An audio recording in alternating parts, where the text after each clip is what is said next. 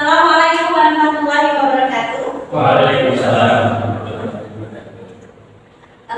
Bapak-bapak semua yang saya hormati, serta Bapak Ibu rekan guru yang saya hormati pula. Sebelumnya, marilah kita panjatkan puji syukur kehadirat Allah Subhanahu wa Ta'ala yang telah melimpahkan rahmat-Nya kepada kita semua, sehingga pada hari ini kita masih bisa ke sekolah untuk melaksanakan tugas dan kewajiban kita dalam keadaan yang sehat, jasmani dan rohani tentunya ya, dan lancar tanpa halangan suatu apa. Allahumma amin. Tak lupa selawat dan salam marilah kita haturkan kepada junjungan kita Nabi besar Muhammad sallallahu alaihi wasallam yang kita nantikan syafaatnya di hari akhir nanti. Oke, Bapak Ibu, selanjutnya saya ucapkan terima kasih karena Bapak Ibu sudah meluangkan waktu, bersedia meluangkan waktu untuk diskusi saya hari ini. Sebelumnya, supaya semangat, kalau saya mengatakan semangat pagi, maka dijawab dengan pagi, pagi, pagi, luar biasa. Itu ya Bapak Ibu? Semangat pagi, pagi, pagi, pagi, luar biasa.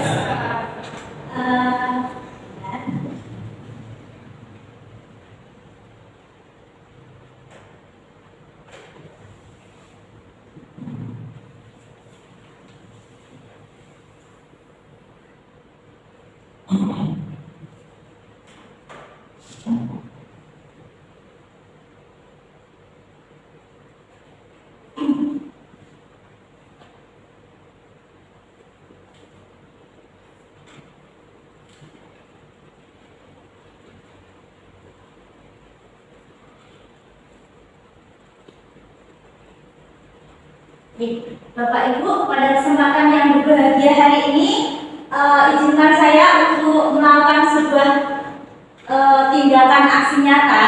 Ini merupakan tugas terakhir di penghujung modul 1 di program pendidikan guru penggerak. Program pendidikan guru penggerak itu sebenarnya mempelajari 3 buah modul. Kemudian modul 1 itu terdiri dari 4. Modul 1.1 tentang filosofi pendidikan belajar dewantara. Kemudian modul 1.2 itu tentang nilai dan peran guru penggerak. Lalu modul 1.3 itu tentang visi guru penggerak. Dan yang terakhir 1.4 itu tentang budaya positif.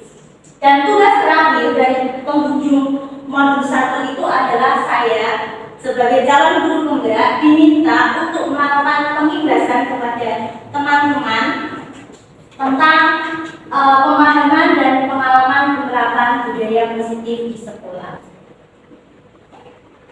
Budaya positif itu sebenarnya apa, Bapak Ibu? Budaya positif itu sebenarnya adalah pembiasaan-pembiasaan baik yang sudah kita lakukan di sekolah. Dan di modul 1.4 itu terdiri dari beberapa konsep utama. Yang pertama tentang perubahan paradigma belajar, kemudian tentang disiplin positif, lalu kebutuhan dasar manusia, motivasi perilaku manusia, posisi kontrol restitusi, keyakinan kelas, dan yang terakhir adalah segitiga restitusi.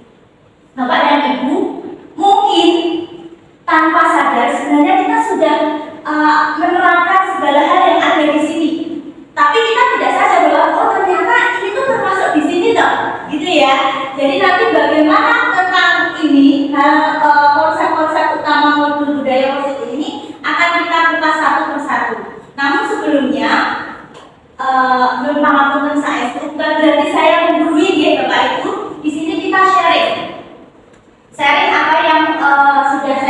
pelajari, dan nantinya semoga Bapak Ibu tertarik untuk mengikuti mempelajarinya, dan kemudian kita akan sama-sama berkolaborasi menerapkannya di sekolah sehingga budaya positif di sekolah itu akan menjadi lebih baik lagi. Langsung saja ya. Untuk yang pertama, pembelajaran dengan paradigma baru. Pembelajaran dengan paradigma baru merupakan pembelajaran yang dirancang berdasarkan prinsip pembelajaran berdiferensiasi, sehingga para peserta didik belajar sesuai dengan kebutuhannya berdasarkan tahap perkembangan mereka untuk mewujudkan profil pelajar Pancasila. Jelas ya Bapak Ibu? Kata-kata berdiferensiasi ini sering banget kita dengarkan ketika kita sudah menerapkan kurikulum merdeka ya. Jadi di sana biasanya kita diminta untuk memfasilitasi anak belajar sesuai dengan minat dan bakatnya. Dan sekolah kita juga sudah seperti itu. Ya, dari pembelajaran di kelas kemudian diikuti dengan ekstrakurikuler yang sudah sesuai dengan bakat dan minat anaknya. Kenapa tuh harus berdiferensiasi? Nah, untuk mewujudkan anak-anak dengan karakter profil pelajar Pancasila. Ada berapa dimensi profil pelajar Pancasila? Ada berapa Bapak Ibu? Ada 6. Kecil-kecil ya? Tidak terlihat. Tapi tidak terlihat bukan berarti tidak ada Bapak Ibu.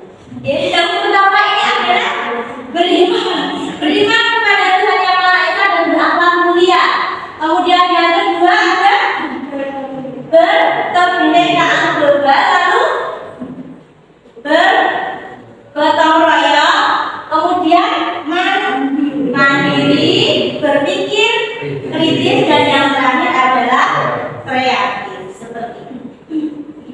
Kemudian disiplin positif ini konsep yang kedua. Disiplin itu kira-kira apa? Ketika kita mendengarkan kata disiplin, yang terbayang dalam pikiran kita apa? Patuh, on time. Pokoknya orang begitu ya, sesuai dengan peraturan. Nah, kalau misalnya peraturannya dilanggar, maka akan terjadi sesuatu seperti itu. Nah, dalam budaya kita betul sekali, makna kata disiplin dimaknai menjadi sesuatu yang dilakukan seseorang kepada orang lain untuk mendapatkan kepatuhan. Orang disiplin itu adalah orang yang patuh aturan. Seperti itu. Itu budaya kita seperti itu ya. Kita cenderung menghubungkan kata disiplin dengan ketidaknyamanan. Kenapa ketidaknyamanan? Aku jangan langsung mulai ini. Saya tidak suka seperti ini. Tapi saya harus seperti ini, begitu ya. Supaya apa? Supaya kita patuh atau disiplin itu tadi. Kemudian sebagai seorang pendidik, tujuan kita adalah mendidik anak-anak yang mempunyai disiplin diri, sehingga mereka bisa berperilaku dengan mengacu pada nilai-nilai kebajikan universal dan memiliki motivasi intrinsik bukan ekstrinsik. Kalau yang tadi di depan mau tidak mau harus seperti itu supaya disiplin, begitu kan? Akhirnya merasa tidak nyaman. Maka sebagai seorang pendidik kita harus mendidik anak untuk mempunyai disiplin diri, artinya mempunyai motivasi dari dalam. Oh iya, saya harus begini, kesadaran diri seperti itu.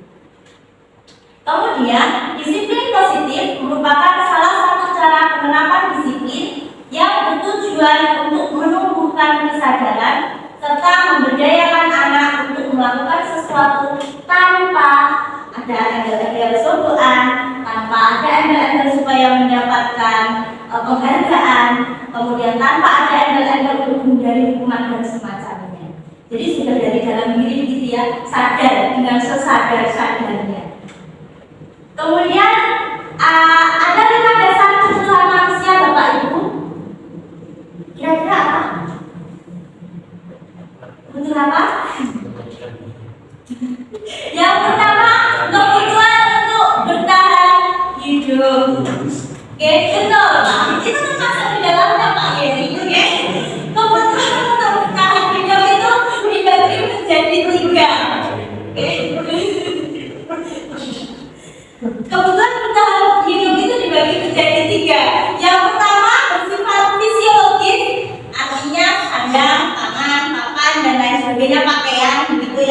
Kemudian yang kedua, betul kata Pak Yeri, ada kebutuhan biologis. Itu juga kebutuhan untuk kita hidup, ya. Kemudian yang ketiga, ada kebutuhan yang bersifat psikologis. Artinya kebutuhan akan rasa aman. Itu termasuk ke dalam kebutuhan bertahan hidup. Lalu yang kedua, ada kebutuhan dasar kasih sayang dan rasa diterima. Untuk kebutuhan kasih sayang dan rasa diterima ini bersifat psikologis di Bapak Ibu. Jadi meliputi bagaimana? Meliputi hubungan dan koneksi sosial, kemudian memberi dan menerima rasa sayang, dan kebutuhan untuk merasa menjadi bagian dari suatu kelompok. Kemudian yang selanjutnya ada kebebasan. Kebebasan ini termasuk kebutuhan untuk kemandirian, otonomi, kemudian memiliki pilihan dan mampu mengendalikan arah hidup seseorang.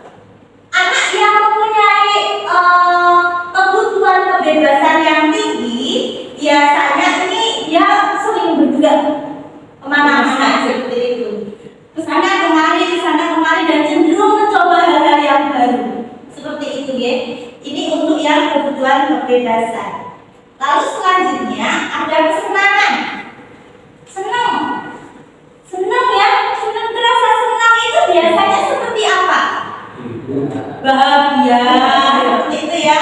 Biasanya kalau anak-anak yang bahagia itu apa ya? Dilambangkan. Diekspresikan dengan dia tertawa-tawa.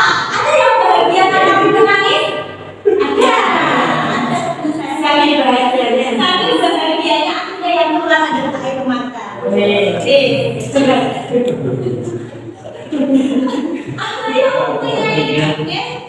yang mempunyai kebutuhan kesenangan yang tinggi, itu biasanya dia akan menikmati apa yang mereka lakukan. Sesuatu yang mereka senangi itu dia akan berkonsentrasi tinggi. Tetapi mungkin kadang-kadang kalau tidak suka, dia akan nah, itu berarti kebutuhan akan kesenangannya belum terpenuhi. Jadi tugas kita di kelas adalah bagaimana cara memenuhi kebutuhan anak-anak kita, termasuk kebutuhan kesenangan. Caranya prepon, caranya mari kita buat pembelajaran kita menjadi pembelajaran yang menyenangkan. Dan psikologi sebenarnya naik kosong. Ya kadang-kadang. Yang selanjutnya ada kebutuhan kekuasaan. Kebutuhan kekuasaan. Kira-kira kalau kekuasaan ini dia diekspresikan dengan seperti apa? Siapa yang berkuasa di sini? Ya, dia biasanya suka menjadi seorang pemimpin. Saya saja Pak ketuanya. Nah, berarti dia memang mempunyai kebutuhan kekuasaan yang tinggi seperti itu. Selanjutnya, motivasi perilaku manusia. Bapak dan Ibu, setiap perilaku yang kita lakukan itu pasti ada motivasinya. Ada sesuatu yang mendasarinya. Nah, motivasi itu apa? Motivasi itu adalah dorongan yang timbul pada diri seseorang secara sadar atau tidak sadar untuk melakukan suatu tindakan dengan tujuan tertentu. Jadi pasti ada motivasi yang melatar belakangi suatu perilaku, yang melatar belakangi suatu tindakan. Motivasi perilaku manusia dibagi menjadi 3 Bapak dan Ibu. Yang pertama adalah untuk menghindari ketidaknyamanan atau hukuman. Jadi kira-kira ini motivasinya dari luar diri kita atau dari dalam diri kita? Kalau untuk menghindari hukuman atau ketidaknyamanan, contohnya gini, contohnya seperti ini, pelajaran matematika, kemudian kalau tidak mengerjakan PR matematika maka harus mengerjakannya 10 kali. Nah, kemudian si anak akan mencoba untuk mengerjakan supaya apa? Untuk menghindari hukuman yang diberikan oleh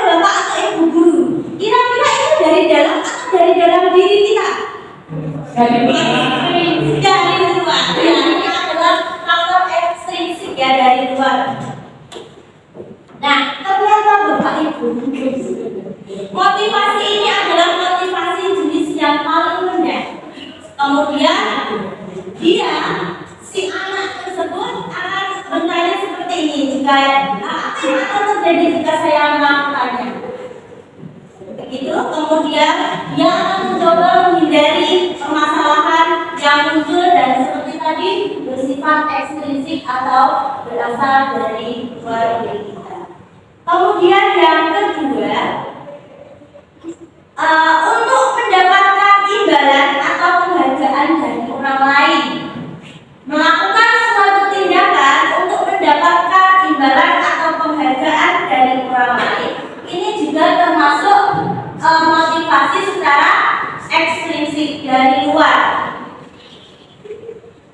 Ternyata motivasi ini satu tingkat di atas motivasi yang pertama. Lumayan ya.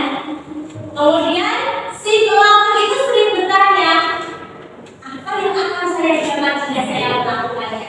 Berarti memang dia melakukan sesuatu itu untuk mendapatkan imbalan atau penghargaan. Kemudian bersifat ekstrinsik dari luar. Kemudian motivasi yang ketiga, motivasi untuk menjadi orang yang mereka inginkan dan menghargai nilai-nilai yang mereka percaya. Bapak Ibu, ini adalah jenis motivasi yang tertinggi, dan orang-orang yang melakukan tindakan berdasarkan motivasi ini akan bertanya, akan menjadi orang seperti apa saya jika melakukannya. Seperti itu.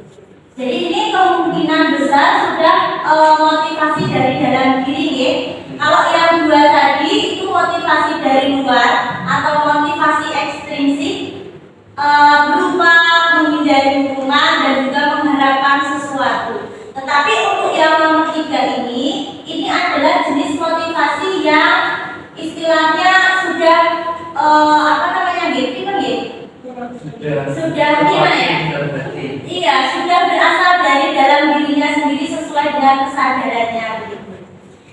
Melakukan sesuatu berdasarkan pada nilai yang mereka percayai.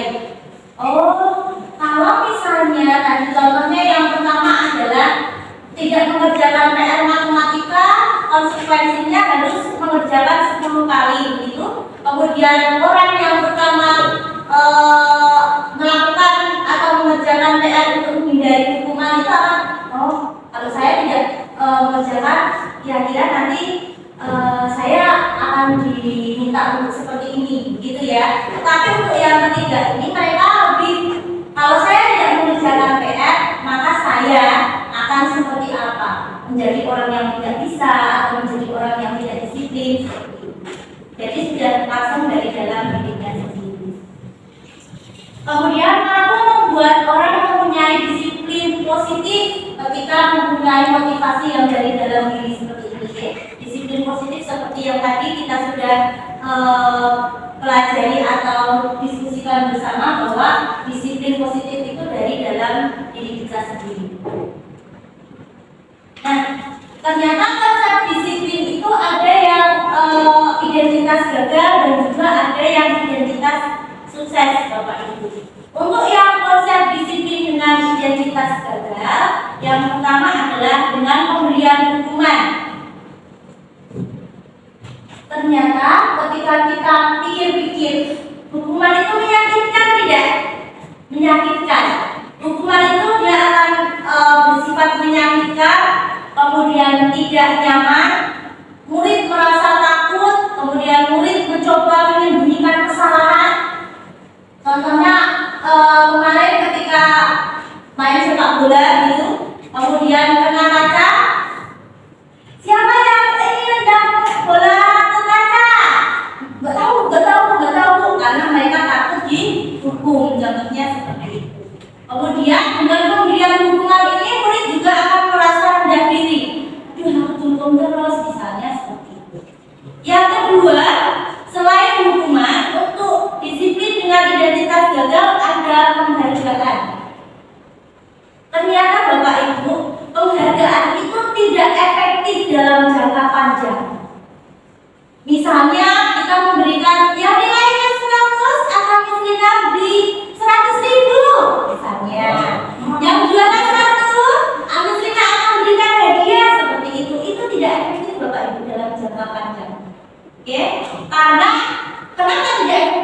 kira-kira? Membuat temannya iri. Membuat temannya iri. Iya, itu yang kedua, betul Mas Satria. Dengan memberikan penghargaan seperti ini akan merusak hubungan. Ya, yang pertama akan merusak hubungan atau menciptakan sifat iri. Terus yang dapat dia, terus yang dapat terus. Misalnya juga seperti ini, pernah tidak menemui bahwa ketika kita kira-kira siapa ya yang nilainya 100? Lalu pasti si itu. Pernah tidak? Pasti pernah ya? Belum pernah? Belum pernah. Ya, belum pernah.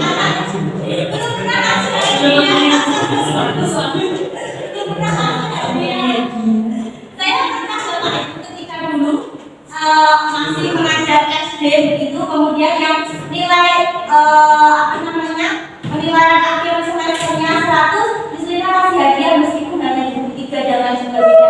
Tapi itu teman-teman yang lain, mesti si kui menang. Oh ternyata saya baru sadar ketika saya mempelajari modul 1.4 ini.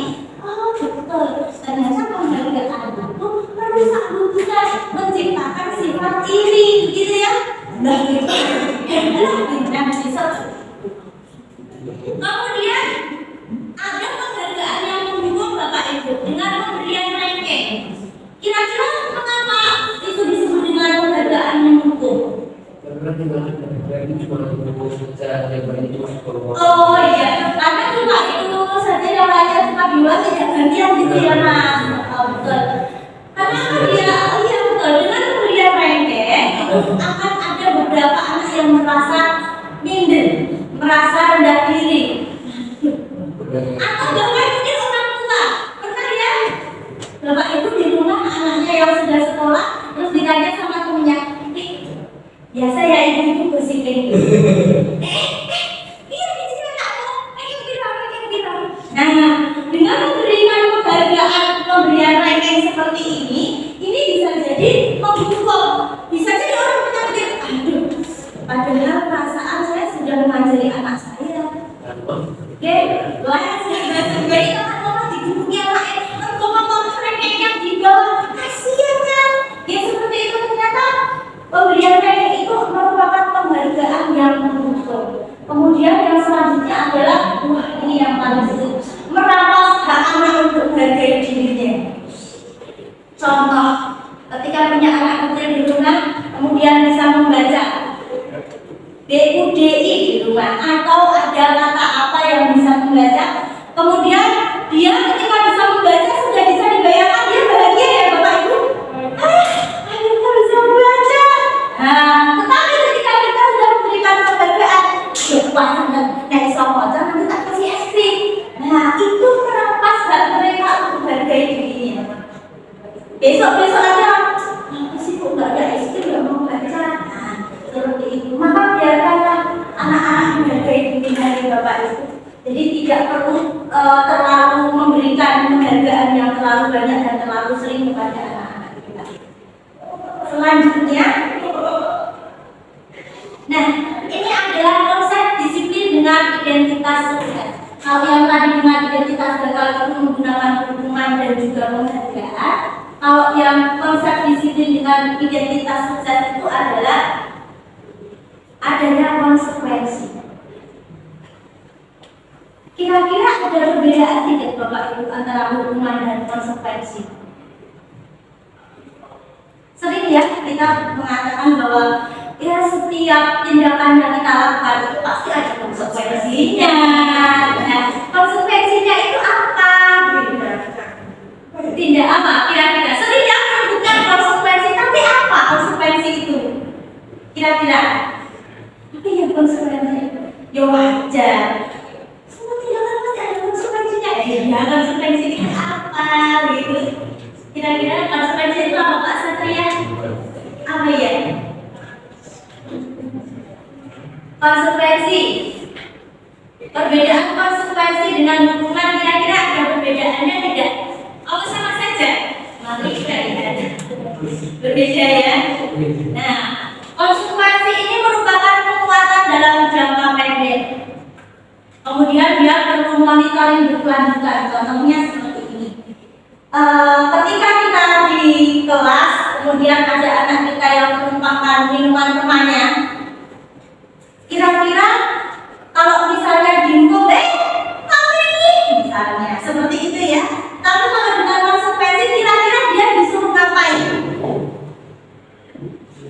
melaksanakan sendiri gitu. Konsekuensi itu dia lakukan sendiri daripada diperintahkan. Dia akan melakukan sendiri daripada diperintah. Konsekuensi yang seperti itu. Ada lagi Bapak Ibu? Konsekuensi itu tindakan yang benar, ada stimulus dan juga responnya.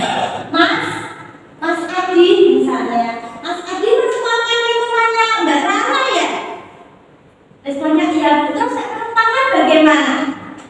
Nah, tanggung jawab, betul. Tanggung jawabnya yang seperti apa?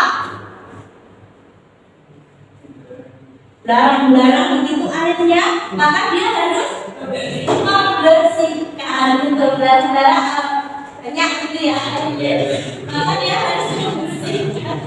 Maka dia harus membersihkan airnya yang seperti itu. Tetapi itu perlu monitoring yang berkelanjutan. Besok lagi ketika ada temannya yang menumpahkan air, maka bagaimana? Konsekuensi ini kadang-kadang juga tanpa misalnya tidak ada stimulus juga responnya sulit seperti itu. Kemudian murid kehilangan waktu untuk merenungi kesalahan. Mengapa seperti itu? Karena sudah kita stimulus dulu, ya. Mas Adi tadi seperti yang sudah saya bilang, menumpahkan minumannya Mbak Rara harus seperti apa? Bertanggung jawab Bu, betul. Bertanggung jawabnya seperti apa? Membersihkan, ya, silakan dibersihkan. Padahal mungkin sebenarnya dia, si Mas Adi itu punya pikiran tuh, harusnya saya minta maaf dulu ya. Pernah kan? Ada seperti itu kemungkinan. Kemudian dengan adanya konsekuensi ini, murid positifnya, murid itu akan menghormati peraturan yang ada. Selanjutnya, untuk konsep disiplin dengan identitas sukses adalah restitusi. Pernah mendengar restitusi Bapak Ibu? Saya juga baru mendengar dari kamu dari modul 1.4 ini. Oke, apa itu restitusi? Restitusi itu ternyata adalah konsep disiplin dengan identitas sukses. Karena siswa akan bertanggung jawab untuk perilakunya. Lalu fokus pada pemecahan masalah jangka panjang. Kemudian murid menghormati dirinya dan orang lain. Nah, kalau yang tadi konsekuensi ini, yang di sini ada stimulus dari gurunya, kemudian ada respon untuk konsekuensi. Tetapi untuk yang restitusi itu dia mengontrol dirinya sendiri. Jadi tidak ada istilahnya Bapak Ibu yang kamu harus ngapain Mas kalau kamu menjatuhkan atau menumpahkan minumannya si orang lain seperti itu. Oke? Tetapi dia mulai berpikir sendiri, ya. Oh iya, kalau saya menjatuhkan atau menumpahkan minuman teman, yang pertama saya harus minta maaf, kemudian bertanggung jawab untuk membersihkan. Nah, makanya di sini murid akan bersemangat untuk memperbaiki kesalahannya. Itu ada di konsep restitusi. Kemudian konsep disiplin dengan pendekatan restitusi, yaitu sebuah cara untuk menanamkan disiplin positif pada murid. Restitusi tadi adalah suatu proses menciptakan kondisi bagi murid untuk memperbaiki kesalahan mereka sehingga mereka bisa kembali pada kelompok dengan karakter yang lebih kuat. Itu menurut dosen pada tahun 2004 pendapatnya para ahli, ya. Lalu ciri-ciri restitusi yang pertama adalah bukan menebus kesalahan tetapi memperbaiki. Lalu memperbaiki hubungan, kemudian merupakan sebuah tawaran bukan paksaan. Jadi Mas, kalau menumpahkan minuman temannya harus apa? Minta maaf dulu Bu. Setelah itu bukan langsung dibersihkan, langsung Kemudian menuntut untuk melihat ke dalam dirinya, mencari kebutuhan dasar yang mendasari tindakannya, lalu fokus pada karakter dan bukan tindakan, serta menguatkan dan fokus pada solusi. Itu untuk yang ciri-ciri restitusi. Nah, ketika kita punya sebuah kasus, siswa sering tidak mengerjakan PR. Ada tidak Bapak Ibu yang di kelasnya siswa tidak mengerjakan PR? Ini berkala-kala lah ya. Semoga anak-anaknya tetap rajin ya. Nah, untuk kasus siswa yang sering tidak mengerjakan PR, di sini ketika kita akan memberikan dukungan, guru akan mendukung dengan hormat bendera selama 10 menit. Contohnya, ya, jika itu dukungan yang diberikan, jika kita mengambil posisi sebagai pendukung begitu ya, kemudian guru marah dan siswa menjadi takut, lalu hukuman bersifat tidak mendidik, satu arah dari guru dan tiba-tiba atau tanpa rencana. Pernah punya pengalaman seperti ini Bapak Ibu? Tidak? Kalau gimana Pak? Zaman dulu ya betul Pak. Zaman dulu masih seperti itu ya. Dulu ketika saya di sekolah yang lama juga begitu. Iya, tidak mengerjakan PR, hormat kepada bendera, padahal itu sebenarnya tidak mendidik begitu ya. Atau silakan ke depan kelas dan menyanyikan lagu Indonesia Raya. Semakin tidak nyambung dengan masalahnya, begitu ya. Walaupun mungkin sebenarnya niatan kita baik ya, supaya anak-anak lebih hafal lagi Indonesia Raya, tetapi itu tidak nyambung dengan masalahnya. Apakah itu menyelesaikan masalah Bapak Ibu dengan memberikan dukungan? Tidak, jika masalahnya seperti itu atau hubungannya seperti itu. Kemudian ketika kita menggunakan konsekuensi, maka guru memberikan konsekuensi dengan mengerjakan PR ketika istirahat atau menyalin PR sebanyak 3 kali. Ini masih nyambung dengan kasusnya. Oke. Bisa disimpulkan bahwa sebenarnya konsekuensi itu adalah sesuatu yang kita atau guru dan murid sudah sama-sama tahu. Jadi misalnya sudah disepakati betul. Jadi misalnya tidak mengerjakan PR, maka harus bagaimana? Konsekuensinya apa? Mengerjakan selama 3 kali Bu. Nah, itu yang sudah disepakati menjadi sebuah konsekuensi. Kemudian guru tegas dan siswa menghormati peraturan dan konsekuensi. Kemudian jika kita menyelesaikan kasus itu dengan menggunakan metode restitusi, maka guru yang pertama adalah akan menanyakan keyakinan kelas atau dirinya dan membantu siswa menyelesaikan masalahnya, menanyakan solusi yang akan diambil siswa. Jadi bukan kita ya Bapak Ibu, bukan dikerjakan ketika istirahat, dikerjakan 3 kali, tidak seperti itu, tetapi bagaimana atau apa yang akan kamu lakukan kalau kamu tidak mengerjakan PR seperti ini? Mengapa seperti itu? Kemudian guru terbuka dan siswa menghargai dirinya serta orang lain. Nah, ini ada yang selanjutnya 5 posisi kontrol restitusi. Yang pertama adalah penghukum, yang kedua membuat rasa bersalah, yang ketiga teman, yang keempat memantau, dan yang kelima manajer. Kira-kira Bapak Ibu, ketika mendapatkan sebuah kasus di kelas, masalah di kelas, contohnya anak tidak membawa buku atau anak tidak mengerjakan PR, itu posisi kontrol mana yang Bapak Ibu ambil? Teman. Ada lagi? Penghukum begitu ya? Ada lagi? Ada lagi Bapak Ibu? Apa membuat rasa bersalah? Kira-kira nanti bedanya seperti apa ya? Mari kita lihat. Untuk contoh penerapan 5 posisi kontrol dengan kasus siswa tidak memakai atribut lengkap saat upacara bendera. Ini yang sering terjadi di sekolah kita, ya. Kira-kira yang kita lakukan apa? Ketika ada siswa yang tidak memakai atribut lengkap saat upacara bendera, maka biasanya disendirikan di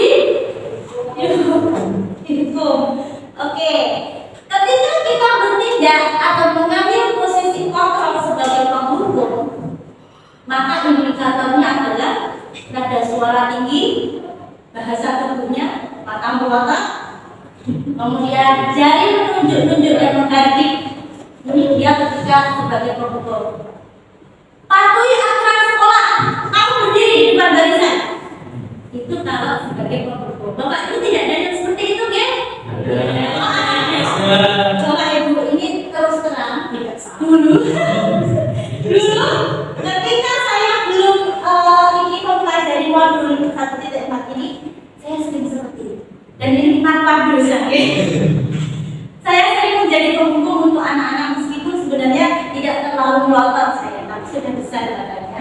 Kemudian setelah mempelajari modul ini menjadi apa ya, tercerahkan ternyata selama ini posisi kontrol yang saya ambil itu belum sepenuhnya benar dan terkadang tidak efektif.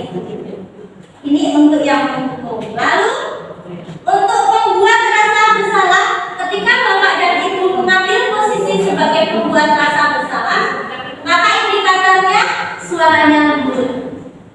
Ya, kemudian menggunakan keheningan yang membuat orang lain merasa tidak nyaman, bersalah atau rendah diri.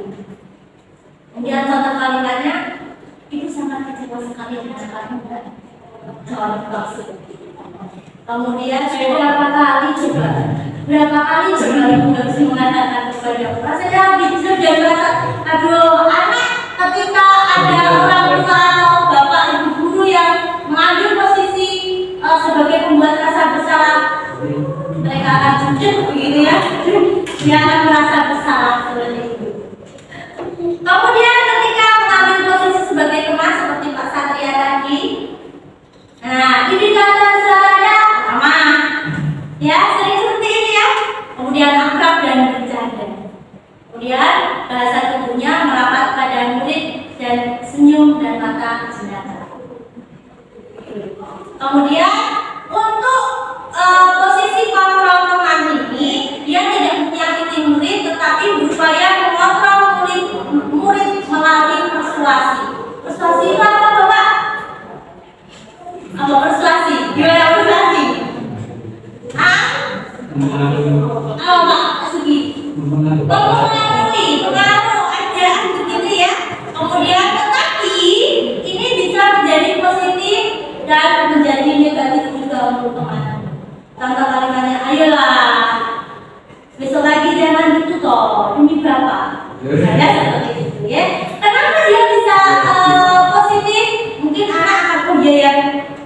Saya harus besok penitipan, saya harus komplit ini ahli dunia supaya apa? Supaya bapak itu tidak kecewa terhadap saya. Tetapi ketika terjadi negatif, dia akan seperti ini. Allah bapak kaya kan friend best di sama Pak Guru itu. Nah, ada yang seperti itu. Itu ketika kita mengambil posisi kontrol sebagai teman. Yang selanjutnya, ketika kita mengambil posisi kontrol sebagai pemantau, maka posisi pemantau itu dia sebagai pemberi konsekuensi. Indikator suaranya rendah, datar, posisi tubuh formal. Kemudian seorang pemantau saat sangat mengandalkan perhitungan catatan data dan dapat digunakan sebagai bukti atas perilaku seseorang. Itu ketika kita sebagai seorang pemantau. Lalu untuk yang manajer itu ketika saya mempelajari modul ini, dia adalah posisi kontrol yang paling bagus Bapak Ibu. Jadi yang paling ideal itu adalah posisi kontrol sebagai seorang manajer. Guru berbuat sesuatu bersama murid, kemudian mempersilahkan murid mempertanggungjawabkan perilakunya, mendukung murid agar dapat menemukan solusi atas permasalahannya sendiri. Kemudian murid diajak menganalisis kebutuhan dirinya dan orang lain. Penekanan bukan pada konsekuensi, tetapi pada memperbaiki perilaku. Itu untuk yang manajer. Jadi apa yang akan kamu lakukan untuk memperbaiki ini nanti? Misalnya tadi maksudnya adalah tidak memakai atribut lengkap saat upacara bendera. Maka kira-kira nanti yang akan dikatakan sebagai manajer itu bagaimana cara menyelesaikan masalah ini? Minggu depan aku masih akan mengenakan atribut yang tidak lengkap lagi. Nah, seperti itu. Maka ketika kita mengambil posisi sebagai manajer itu sebenarnya melatih anak untuk memikirkan solusi atas masalahnya sendiri. Jadi kita memberikan kesempatan kepada anak untuk berpikir. Oh, berarti saya harus begini, berarti saya harus begitu. Yang selanjutnya keyakinan kelas. Konsep utama keyakinan kelas. Mengapa keyakinan kelas? Mengapa bukan peraturan kelas saja? Bapak Ibu pernah mendengar keyakinan kelas? Biasanya ketika masuk pertama begitu sering dibuka ya, sering menemui apa namanya, di papan tulis ada tulisan kontrak belajar, katanya seperti itu. Kesepakatan kelas. Nah, itu adalah salah satu bagian dari keyakinan kelas. Terus mengapa keyakinan kelas bukan peraturan kelas saja? Ini saya punya pertanyaan pemahami. Yang pertama, mengapa kita memiliki peraturan untuk mengenakan helm saat mengendarai sepeda motor? Karena biar selamat, karena untuk keselamatan. Mengapa pada saat COVID dulu kita mempunyai peraturan untuk selalu memakai masker dan mencuci tangan setiap saat? Karena biar tidak tertular. Karena biar apa? Karena untuk mencegah terjadinya jerawat. Menutupi jerawat pakai masker begitu. Lupa pakai lipstick supaya mirip make up gitu ya. Ternyata ketika kita waktu COVID dulu itu mempunyai peraturan untuk selalu memakai masker dan mencuci tangan setiap saat itu untuk kesehatan kita. Ya. Nah, jawabannya adalah mengenakan helm pada saat mengendarai sepeda motor itu memang demi keselamatan dan mencuci tangan serta memakai masker itu adalah menjaga kesehatan. Dan Bapak Ibu, keselamatan dan juga kesehatan itulah yang dinamakan dengan keyakinan. Keyakinan kita. Jadi keyakinan itu dia sifatnya apa? Selalu keyakinan itu sifatnya universal ya, luas seperti itu ya. Kemudian ini kemarin saya sudah membuat keyakinan kelas untuk kelas bahasa Inggris tentu saja ya. Guru bersama siswa membuat keyakinan kelas. Adapun tahap-tahapnya untuk kelas saya kemarin seperti ini Bapak Ibu. Yang pertama, saya membagikan kertas tempel sticky notes itu kepada siswa. Kemudian mereka menuliskan hal-hal apa yang menurut mereka boleh dilakukan di kelas saya dan apa yang tidak boleh dilakukan di kelas saya. Jadi bebas. Sebenarnya pakai bahasa Inggris atau pakai bahasa Indonesia? Bahasa Indonesia saja seperti itu. Jadi mereka menulis yang boleh titik 2 ada makan, minum misalnya, mengerjakan tugas, bertanya kepada guru dan lain sebagainya. Kemudian setelah itu saya meminta mereka untuk menempelkan surat pendapat. Jadi pendapat mereka itu, pendapat yang mereka tulis itu di papan tulis. Silakan ditempel kalau sudah selesai menulis. Ya, ditempel. Lalu setelah ditempel itu, kami, saya dan juga siswa menyimpulkan keyakinan kelas dari surat pendapat yang diberikan dan menuliskan di buku mata pelajaran bahasa Inggris. Kalau di kelas-kelas lain mungkin di SD ini biasanya keyakinan kelas itu akan ditempel di kelas, oke?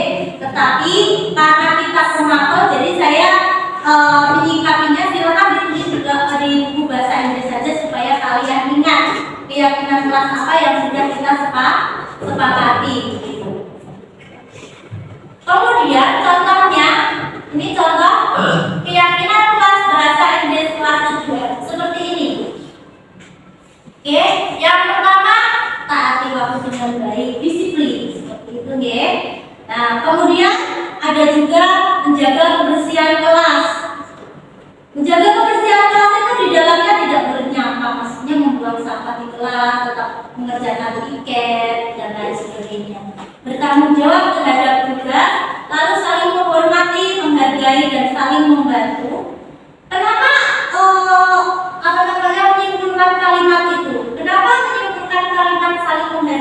saling menghormati. Itu saya simpulkan dari yang pertama ada kata tidak boleh mengganggu teman, tidak boleh menyebut teman menggunakan nama bapaknya, karena di ngetren ya biasanya seperti itu. Maka kata-kata yang mereka apapun pendapat mereka seperti itu, saya simpulkan menggunakan kata saling menghormati, saling menghargai, dan saling membantu. Saling membantunya apa? Saling membantunya itu misalnya ada teman yang lupa, bukan seperti itu ya Kak, lupa membawa alat tulis misalnya, silahkan dipinjami tetapi harus ingat untuk dikembalikan. Nah, saling membantu itu tidak berlaku untuk hal-hal yang tidak baik. Contohnya membantu teman yang tidak mengerjakan PR atau membantu teman ketika ulangan, itu tidak boleh dilakukan. Kemudian yang terakhir, setiap murid mempunyai hak yang sama dalam pembelajaran. Kenapa ide itu muncul? Karena banyak yang berikan boleh bertanya. Ya boleh, ya bertanya, silakan bertanya, karena bertanya itu gratis, ya tidak bayar. Jadi setiap murid mempunyai hak yang sama dalam pembelajaran. Lalu bagaimana cara membuat keyakinan kelas? Ada beberapa prinsip. Yang pertama adalah keyakinan kelas bersifat lebih abstrak. Kalau peraturan kelas dia bersifat lebih konkret. Contohnya apa?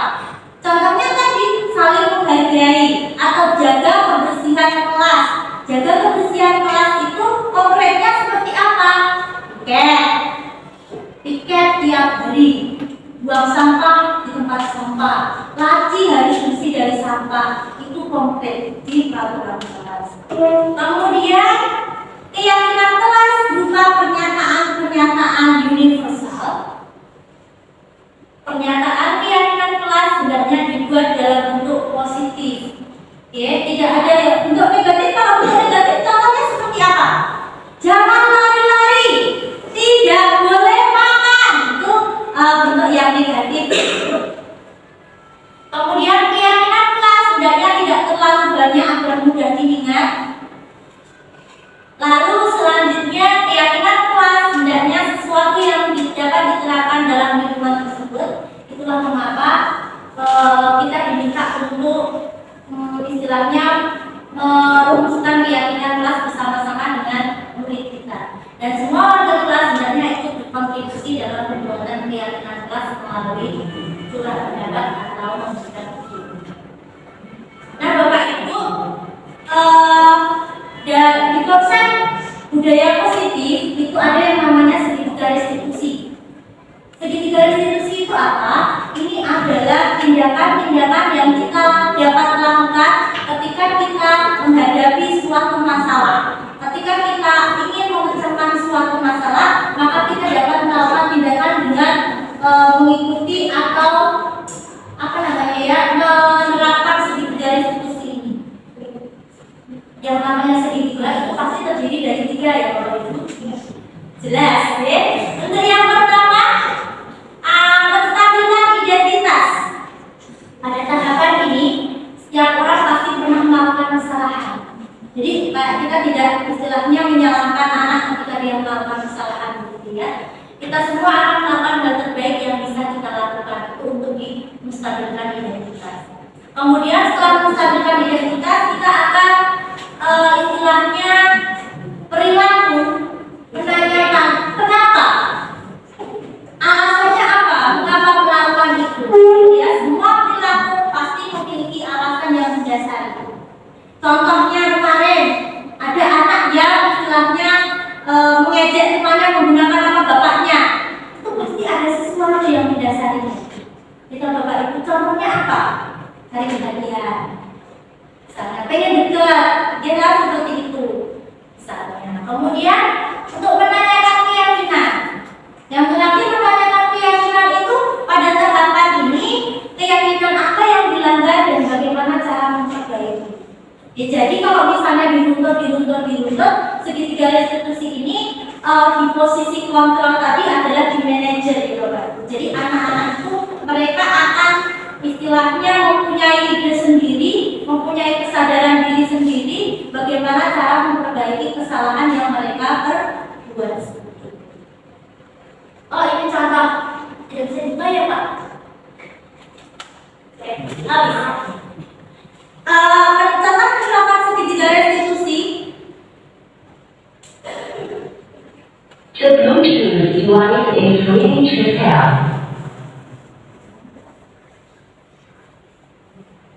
Ini nggak usah diplay saja ya Bapak. Saya sudah beberapa kali menerapkan segitiga restitusi dalam penyelesaian masalah. Contohnya, misalnya ada anak-anak kita yang tidak membawa buku, maka biasanya dulu sebelum mempelajari modul ini biasanya saya akan tadi malam pasti tidak belajar ya, bukunya ketinggalan loh. Ya, itu biasanya saya seperti itu. Tapi dengan pengenalan segitiga restitusi ini, kita ditanya mengapa nak, alasannya apa tidak membawa buku. Misalnya kelupaan ya dibawa. Kemudian bagaimana caranya memperbaiki supaya besok tidak lagi ketinggalan bukunya. Contohnya seperti itu. Baik Bapak Ibu, yang terakhir, this is the last. Budaya positif itu ternyata tidak wujud secara instan. Tiap warga sekolah dan pemangku kepentingan itu perlu saling mendukung, menghayati dan menerapkan nilai-nilai kebajikan yang telah disepakati bersama. Oleh sebab itu, mari kita sama-sama berkolaborasi agar menciptakan budaya positif yang lebih baik lagi di sekolah. Seperti itu mungkin Bapak Ibu, dan terima kasih.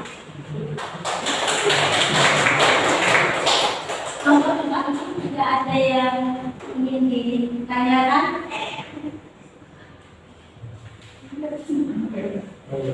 Ya, Pak Yeri. Kalau pandangan dari kelas 8, yang 8 itu adalah namanya Rafi. Oh, Rafi, ya, itu Rafi. Oh, iya. Beda, kalau di kelas apa tadi ya? Rafi tadi. Rafi, ya, Eko dan Kebe. Yang mana yang lewat sudah itu? Ya, gimana? Itu kan ada pembelajaran diferensiasi. Kalau dia itu ya membaca dalam bahasa Indonesia saja itu pelan-pelan banget. Apalagi dalam bahasa Inggris lebih pelan lagi. Terus jadi kalau kita mau spesial attention khusus sama dia itu kayaknya makin terus dia ada masalah. Kenapa? Karena tidak ada progres itu dia bapaknya. Tapi kalau kelas 9 itu 9D pasang. Itu sudah seperti itu, selalu nulis nggak mau terus akhirnya dia cuma ngopi kerja dan temannya saja. Jadi model-model seperti itu mungkin hanya semata bekan ya, karena kan memang strateginya belajar banget, semuanya sudah belajar sepeda aja gitu. Nah, itu diferensinya mungkin sambil lalu aja ya, ada khusus. Oh iya, diferensiasi itu kan sebenarnya ada 3 ya Pak Yeri ya. Mungkin saya salah, nanti bisa ditambahin teman-teman yang lainnya. Ada diferensiasi konten, proses, dan juga produk. Jadi misalnya nanti untuk yang anak-anak yang berbeda gitu, yang spesial itu tidak disamakan dengan teman yang lainnya Pak. Jadi ada ukurannya tersendiri gitu loh. Jadi misalnya teman-temannya sudah bisa membuat ini dengan lebih luar biasa. Sebuah produk misalnya kita diferensiasinya di produk, teman-temannya sudah bisa upload video tansitus menggunakan bahasa Inggris, kemudian dia hanya sekadarnya itu sudah patut kita apresiasi gitu Pak. Kalau menurut saya seperti itu. Dan perlu perlakuan khusus ya karena dia berbeda. Karena dia berbeda, spesial. Oke, ada lagi? Ya Bu. Saya tertarik dengan tadi yang namanya disiplin positif dalam restitusi. Ketika anak sudah menemukan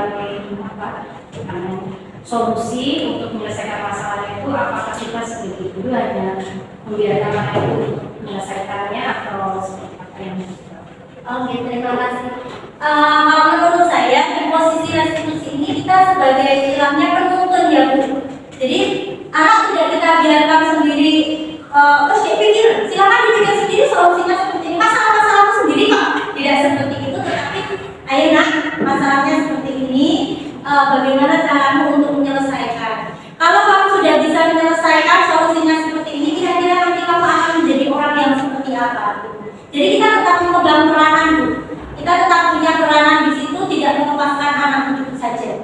Itu menurut saya. Nah, mungkin Bapak Ibu sudah cukup jelas. Ada lagi? Satu lagi Bu. Gila. Nah, tertarik dengan membudidayakan disiplin. Yeah. Pengalaman saya itu sangat simpel, yang namanya disiplin itu tidak dibudidayakan dengan ancaman, tidak boleh dengan hukuman, tidak boleh apa dengan penghargaan. Dan seperti kemarin sudah terima saya dengan lisan. Seancam juga nggak jalan. Ini pantas yang nyata khusus dari. Oke, betul Bapak Ibu. Kita memang masih mengkaitkan disiplin itu dengan hukuman dan juga ancaman ya. Itu tidak kita istilahnya tidak kita apa ya, bukan tidak kita pungkiri bahwa memang masih ada hukuman dan juga ancaman dalam penerapan disiplin gitu. Tapi memang Pak, untuk disiplin positif yang menyadarkan anak supaya mempunyai rasa sadar diri dan dalam untuk berdisiplin itu tidak instan Pak Sugi. Jadi kita butuh istilahnya memang benar-benar kolaborasi bareng-bareng. Jadi jangan hanya ketika Pak Sugi kamu kalau tidak mengerjakan ini begini-begini loh, kalau dengan yang lainnya ya udah Bapak nggak usah mengerjakan. Nah itulah yang membuat anak menjadi lebih bengkok gitu ya Pak. Jadi untuk istilahnya membuat anak sadar diri dan juga berdisiplin positif, artinya tanpa ada paksaan, tanpa ada hukuman dan lain sebagainya, itu kita memang butuh waktu Pak. Dan kita pelan-pelan bersama-sama, mari sama-sama kita berkolaborasi untuk menciptakan sekolah kita disiplin positif. Akan ya, kali lagi untuk menutup diseminasi saya hari ini. Terima kasih yang sebesar-besarnya kepada Bapak Ibu yang sudah meluangkan waktu, dan mohon maaf sekali masih banyak kekurangan atau mungkin jawaban-jawaban yang saya berikan kurang memuaskan